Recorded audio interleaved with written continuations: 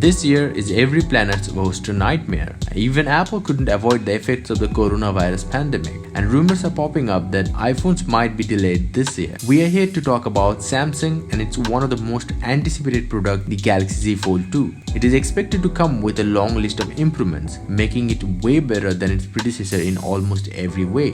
Now it seems the Galaxy Z Fold 2 has been pushed further back, and we might not even see it announced during the Samsung's August 5 Unpacked event. But thanks to an extensive report from South Korea's ET News, most of the specifications have now leaked. The foldable smartphones usually stand out because of their unique displays, and the information provided today suggests Samsung has several upgrades in the pipeline. The panel on the inside is reportedly growing from a 7.3-inch to 7.7-inch on the second-gen model. And there is a small thing, there is no S Pen support coming. So yeah, the Super AMOLED display supports a smooth 120Hz refresh rate like the Galaxy S20 Ultra, and that is one of the most fantastic features in this. Samsung has implemented YOCTA technology too, resulting in a thinner display and a lower production cost. Samsung is enlarging the external display quite dramatically too, whereas the original Fold offered 4.3-inch, which looked a bit too much teeny.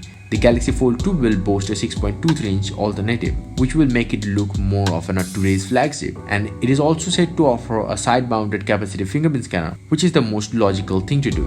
So Samsung will include 5 camera setup on the Galaxy Z Fold 2. The primary camera will be 12-megapixel shooter, likely been borrowed from the Galaxy S20.